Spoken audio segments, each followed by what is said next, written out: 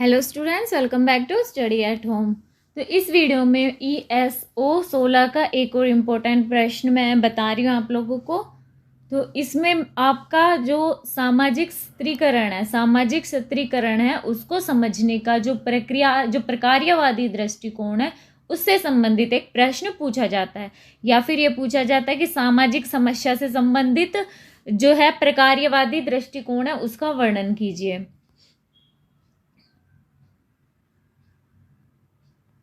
सामाजिक जो सत्रीकरण है पहले तो हम वो लिख देंगे, फिर उसके बाद उसका प्रकार्यवादी दृष्टिकोण लिख देंगे। और अगर सामाजिक समस्याओं से संबंधित पूछा जाए तो सामाजिक समस्या लिख के उसके बाद ये दृष्टिकोण आप लिख सकते हैं। तो सामाजिक जो ये सत्रीकरण है वो क्या है? सामाजिक सत्रीकरण का अर्थ है समाज का विभिन्न स्तरों में विभाजन। स्त्रीकरण में जो स्तर शब्द है उसका अर्थ है व्यक्तियों का समूह, व्यक्तियों के समूह से स्तर शब्द का अर्थ लगाया जाता है। समाज में विभिन्न जो स्तर होते हैं ऊंच नीच के आधार पर एक दूसरे से अलग होते हैं, या फिर अलग अलग संस्थाएं जो भी है ना अलग अलग होते हैं। यही सामाजिक सत्रीकरण है वो कहलाता है। यह व्यवस्था किसी एक समाज में ही व्याप्त नहीं है बल्कि संपूर्ण विश्व में पाई जाती है। और इस प्रकार सामाजिक से जो सत्रीकरण या फिर संस्तरण वह प्रक्रिया है जिसके द्वारा समाज को उसको अलग अलग स्तरों में विभाजित या विभक्त किया जाता है, विभिन्न स्तरों में। जो ये सामाजिक सत्रीकरण है उसके बारे में जो जिस बर्ट है वो कहते हैं समाज की उच्चता एवं अधीनता के संबंधों में पारस्परिक रूप से संबंधित जो स्थायी समूह होते हैं अथवा श्रेणियां हैं उनमें विभाजन ही सामाजिक सत्रीकरण कहलाता है। यानी कि जो समाज है उसमें ऊंचा या फिर उनके अधीन है, उन संबंधों के आधार पर ही जो समूह है ना उनमें श्रेणियों का विभाजन सामाजिक सत्रीकरण के अंतर्गत आता है। फिर उनके अलावा जो मूरे हैं, मूरे ने भी सामाजिक सत्रीकरण की परिभाषा दी है। उन्होंने कहा है मूरे ने कि जो सामाजिक सत्रीकरण है वो समाज का उच्च तथा निम्न सामाजिक इकाइयों में किया गया समतल विभाजन है। तो ये एक आसान सी परिभाषा है, इसको ज्यादा याद करने में परेशानी भी नहीं होगी। अगर ऊपर वाली याद ना हो तो नीचे वाली आराम से याद हो जाएगी। कि मूरे ने कहा है कि सामाजिक सत्रीकरण समाज का उच्च तथा निम्न सामाजिक इकाइयों में किया गया समतल विभाजन है। अब हम सामाजिक सत्रीकरण का प्रकार्यवादी दृष्टिकोण देखेंगे। प्रकार्यवादी दृष्टिकोण समाज को एक प्रणाली के रूप में प्रस्तुत करता है, यानी कि समाज एक प्रणाली है यानी व्यवस्था है। इसके अनुसार समाज अंतः संबद्ध जो भाग है उनका एक समुच्चय है जो सब मिलकर एक समग्र रचना करते हैं, यानी कि मिलाकर एक बनता है। यहाँ पर विश्लेषण की मूल इकाई क्या होती है? हमारा समाज होता है, और उसके जो विभिन्न भाग हैं उस जो है उन भागों को उसी का अंग समझा जाता है। यानी जो सामाजिक संस्थाएं होती है जैसे परिवार हो गया, धर्म हो गया, ये सब प्रकार्यवादियों ने इनका विश्लेषण किया, उसे सामाजिक प्रणाली के रूप में माना जाता है, ना कि अलग इकाई के रूप में। जैसे उन्होंने परिवार का विश्लेषण किया, धर्म का विश्लेषण किया जो प्रकार्यवादियों ने, तो वो ये नहीं कहेंगे हमने परिवार या धर्म है उनका विश्लेषण किया, वो कहेंगे समाज में सामाजिक प्रणाली का विवेचन किया है, वो विश्लेषण किया है हमने। अतः हम मान सकते हैं कि समाज के सभी भाग प्रकार्यात्मक हैं जहां तक कि वे व्यवस्था कायम रखते हैं और समाज की स्वस्थ उत्तरजीविता में योगदान देते हैं। यानी कि जो समाज के वो सारे के सारे अंग समाज के भाग है जो समाज की सामाजिक व्यवस्था बनाए रखने में उसकी मदद करते हैं। प्रकार्यवादी सिद्धांत का प्रतिपादन दो समाजशास्त्रियों ने किया था, उन्होंने अपनी कृतियों में किया। ये समाजशास्त्री हैं अगस्त काम्टे व हर्बर्ट स्पेंसर। ये दोनों थे, उन्होंने माना कि जैसे एक जीव की कुछ मूलभूत आवश्यकताएं होती हैं या फिर जरूरतें होती हैं, वैसे ही उनकी संतुष्टि उनकी उत्तरजीविता के लिए आवश्यक होती है। यानी कि उन्होंने कहा कि एक जीव है उसकी कुछ आवश्यकताएं होती हैं, जरूरतें होती हैं, तो उनकी संतुष्टि के लिए क्या उसकी उत्तरजीविता के लिए ये आवश्यक होती है, यानी कि वो होनी ही चाहिए वो जरूरतें। उसी प्रकार एक समाज है उसकी भी कुछ मूलभूत आवश्यकताएं होती हैं जिनकी पूर्ति उसकी निरंतरता के लिए जरूरी होते हैं। आवश्यकताएं होंगी और उनकी पूरा होना जरूरी होता है। पूर्वकालिक प्रकार्यवादियों ने मुख्य रूप से निम्न बातों पर बल दिया था। पहली बात तो कहते थे कि विभिन्न भाग जैसे कि व्यक्ति, परिवार, धर्म, विधि या फिर कानून या शिक्षा, और जो समग्र में समाज आ गया, उनके बीच संबंधों का अच्छी तरह बुना होना चाहिए। दूसरा मानते थे कि व्यवस्था है उसका सरलता पूर्वक कार्य करना, व्यवस्था कायम रखना, संशक्ति और सामाजिक बंधुत्व, ये सारी की सारी चीजें वो मानते थे कि एक अच्छे समाज की निरंतरता के लिए पूरी जरूरी होती हैं, ये बातें जरूर होनी चाहिए समाज में। अब प्रकार्यवादी दृष्टिकोण की जो उसके बारे में डिटेल से देखेंगे कि प्रकार्यवादी पूर्वापेक्षाएं क्या हैं। इस दृष्टिकोण में मुख्य रूप से कुछ प्रकार्यात्मक पूर्वापेक्षाएं यानी कि सामाजिक अस्तित्व की आवश्यक दशाएं जो होनी चाहिए, वो है एकात्मकता, अनुकूलन, अनुरक्षण की प्रक्रियाओं को मजबूत करती है। ये सारी की सारी जो पूर्वापेक्षाएं हैं, ये साथ ही ये पूर्वापेक्षाएं समाज के सुचारू प्रकार्य में भी सहायता देती हैं। समाज है उसकी जो प्रमुख पूर्वापेक्षाएं जो है वो कौन कौन सी हैं? भूमिका विभिन्नीकरण हो गया, संचार, प्रतिमानात्मक नियमन, समाजीकरण व सामाजिक नियमन, ये सारे के सारे हमारे समाज की प्रकार्यात्मक पूर्वापेक्षाएं हैं। भूमिका की अवधारणा, प्रकार्यात्मक विश्लेषण में भूमिका की अवधारणा का मुख्य स्थान है। इसका अर्थ उस कार्य से है जो कि एक व्यक्ति का एक संस्था से करने की उम्मीद की जाती है, यानी कि एक व्यक्ति सोचता है कि संस्था हमारे लिए ये कार्य करे, तो उसकी भूमिका हो गई। प्रत्येक व्यक्तियों को उनके व्यक्तिगत अभिप्रेरकों व सामाजिक आवश्यकता के आधार पर एक भूमिका सौंपी जाती है और ये भूमिका निष्पादित करने वाले लोग एक वर्ग या एक ही स्थिति के होते हैं। सभी समाजों में व्यक्तियों व संस्थाओं के क्षेत्र में भूमिका का विभिन्नीकरण पाया जाता है। ऐसे व्यक्तियों के समूह भिन्न भिन्न भूमिका निष्पादित करते हैं, यानी कि हर समाज में हर व्यक्ति की अलग अलग भूमिका दी जाती है और वो अपने समाज के अकॉर्डिंग ही अपनी भूमिका का निर्वाह करते हैं। इन्हीं की भांति सामाजिक संस्थाएं जैसे परिवार व धर्म भी अपनी सौंपी हुई प्रत्याशित जो भूमिका है उसको निभाता है और एक दूसरे से ये भिन्न होती हैं। समाज व धर्म, परिवार, ये सारी की सारी संस्थाएं अपनी अपनी भूमिका निभाती हैं समाज में। नेक्स्ट है सामाजिक तथ्य और प्रतिमानहीनता।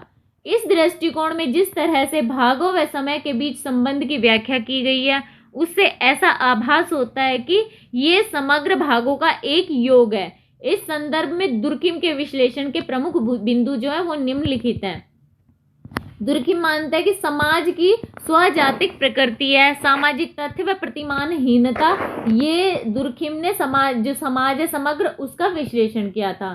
दुर्खिम के अनुसार समाज एक स्वविकसित वास्तविकता है जो व्यक्तियों से बाह्य सामाजिक तथ्यों के द्वारा बाध्य है, जो कि दुर्खिम द्वारा कार्य करने, सोचने व अनुभूति के ढंगों के रूप में परिभाषित किए गए हैं। ये जो सामाजिक तथ्य होते हैं, समाज होते हैं व्यक्तियों से बाह्य व बाध्यकारिता की शक्ति रखते हैं, जिससे व्यक्तियों को सामाजिक तथ्यों का पालन करने की बाध्यता होती है। यानी कि जो व्यक्ति होते हैं उससे अलग होता है समाज, लेकिन फिर भी व्यक्ति उससे क्या बाध्य होते हैं और उनको सामाजिक तथ्यों का पालन करना ही पड़ता है। दुर्खिम द्वारा सामाजिक तथ्यों को सामान्य व व्याधिकीय प्रकारों में विभक्त किया जा सकता है, जैसे कि श्रम, विभाजन, धर्म, विधि व नैतिकता सामान्य सामाजिक तथ्य है, जबकि प्रतिमानहीनता समाज की व्याधिकीय दशा है। यानी कि जो धर्म और कानून हो गया, नैतिकता की तो सामाजिक तथ्य हो गए, जो प्रतिमानहीनता है समाज की क्या व्यक्ति के ऊपर जबरदस्ती ला दी गई एक अभिव्यक्ति हो गया, तथ्य हो गया। श्रम विभाजन जो उसके उग्र स्वरूप की विशेषताएं घातक प्रतिस्पर्धा, हित अभिविन्यास व्यक्तियों में समाज के अभाव के रूप में सामने आते हैं और ऐसी स्थिति में ही प्रतिमानहीनता की प्रवृत्तियों का विकास होने लगता है। नेक्स्ट है सामाजिक व्यवस्था तथा मूल्य मतैक्य। पारसन्स ने अपनी पुस्तक द सोशल सिस्टम में सामाजिक व्यवस्था के विचार को विकसित किया था। पारसन्स का कहना है कि सामाजिक जो जीवन है उसका मुख्य लक्षण है पारस्परिक लाभ व शांतिपूर्ण सहयोग है, ना कि पारस्परिक शत्रुता व विनाश करना। उनका विश्वास है कि सामान्य मूल्यों के प्रति वचनबद्धता केवल समाज के लिए व्यवस्था का एक आधार प्रदान करती है। पारसन्स के अनुसार मूल्य मतैक्य समाज में आधारभूत संयोजन सिद्धांत का निर्माण करता है। सामान्य लक्ष्य एकता व सहयोग की उत्पत्ति सहभाजित मूल्यों, एकता व सहयोगों से हुई है। क्या यह वांछनीय व उपयुक्त है? इसकी सामान्य संकल्पना मूल्य प्रदान करते व विशिष्ट स्थितियों में लक्ष्य दिशा प्रदान करते हैं। भूमिकाएं साधन प्रदान करती है जिससे मूल्य व लक्ष्यों को कार्य के रूप में परिणित कर दिया जाता है।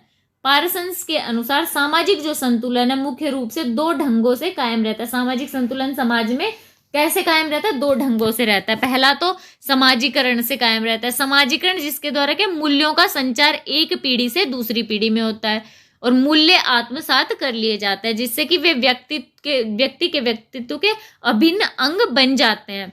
पश्चिम समाज में परिवार तथा शिक्षा व्यवस्था इस प्रकार की प्रमुख संस्थाएं हैं। दूसरा क्या है? दूसरा सामाजिक नियंत्रण है।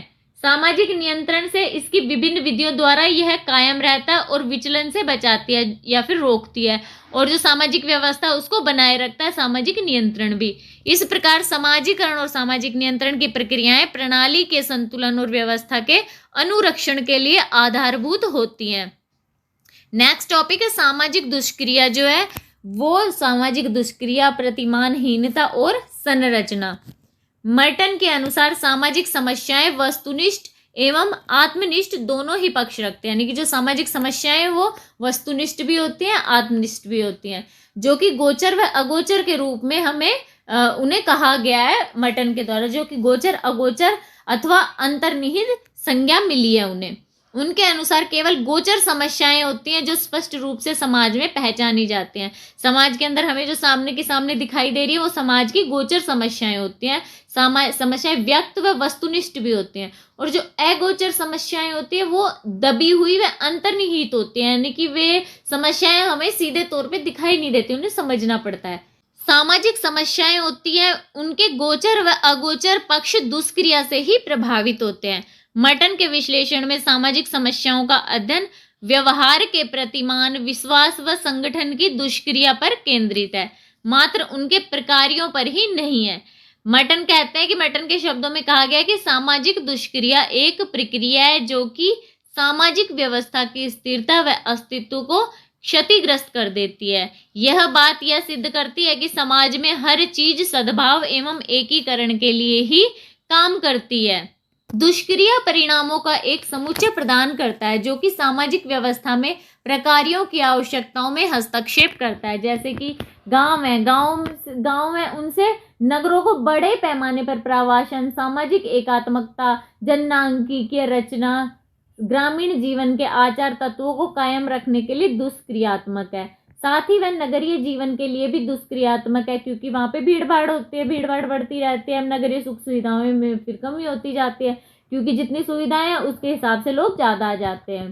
हो सकता है कि एक सामाजिक व्यवस्था में सामाजिक प्रतिरूप एक के लिए दुष्क्रियात्मक हो तो दूसरे के लिए प्रकार्यात्मक हो। सामाजिक तथा सांस्कृतिक संरचना के तत्वों में दो सामाजिक समस्याओं का जो समस्याएं उनकी अध्ययन सुलभता के उद्देश्य के लिए जरूरी क्या है कि संस्कृति द्वारा परिभाषित लक्ष्य सम्मिलित होने चाहिए। इसमें आकांक्षात्मक संदर्भ समाविष्ट है। इन सांस्कृतिक आकांक्षाओं में कुछ मानवों की मौलिक प्रेरणाओं से संबंधित होते हैं, परंतु उनके द्वारा निर्धारित नहीं होती हैं। दूसरा क्या होता है कि संरचना का दूसरा पक्ष समाज के द्वारा अनुमोदित जो साधन होते हैं वो ही होते हैं। तो यहाँ पे प्रकार्यात्मक सिद्धांत हो गए सामाजिक सत्रीकरण के भी, और आप अगर सामाजिक समस्या के जो प्रकार्यात्मक सिद्धांत पूछे तो वो भी यही रहेगा। अब सामाजिक सत्रीकरण तो हमने देख लिया था। अगर हमें सामाजिक समस्या पूछी जाए तो क्या लिखेंगे कि सामाजिक समस्या क्या है, उसकी परिभाषा क्या है। सामाजिक समस्या क्या है? सामाजिक समस्या हमारे समाज में फैली हुई जो हमारी समस्याएं हैं, जो हमारे समाज के जो कार्य हो रहे हैं उनमें कोई भी बाधा उत्पन्न होती है, वो हमारी सामाजिक समस्याएं कहलाती हैं। सामाजिक व्यवहार के प्रतिरूप जो स्वीकृत सामाजिक प्रतिमानों का उल्लंघन है या फिर शिकायतों के प्रति प्रतिरोध है, वे सामाजिक समस्याएं कहलाते हैं। तो ये सामाजिक समस्या हो गई, इनकी परिभाषाएं कुछ विद्वानों ने दी हैं। निस्बेट ने कहा है कि निस्बेट के अनुसार सामाजिक समस्याएं व्यवहार का ऐसा प्रतिरूप है जो समाज के बड़े वर्ग द्वारा सामाजिक प्रतिमानों के विरुद्ध माना जाता है। मर्टन क्या कहते हैं कि सामाजिक समस्याएं स्वीकृत सामाजिक आदर्शों से विचलन है, यानी कि वो सामाजिक स्वीकृति और आदर्श है ना उनसे अलग हो जाते हैं और वे दुष्प्रकार्यात्मक होती हैं। स्पेक्टर और किट्सस कहते हैं कि जो सामाजिक समस्या यह समूहों की क्रियाकला है जो कि संगठनों, संस्थाओं और अभिकरणों की उन दशाओं का विरोध करते हैं जिन्हें वे शिकायत के योग्य मानते हैं। तो ये हमारे सामाजिक समस्या, सामाजिक सत्रीकरण और उनका प्रकार्यात्मक सिद्धांत से संबंधित आंसर हो जाएगा आप लोगों के एग्जाम के लिए। आई होप ये वीडियो आप लोगों के लिए यूजफुल रहा होगा। अगर वीडियो अच्छा लगा हो तो प्लीज़ चैनल को लाइक एंड सब्सक्राइब जरूर कर दीजिएगा। मिलते हैं अगले वीडियो में कुछ नए इन्फॉर्मेशन के साथ।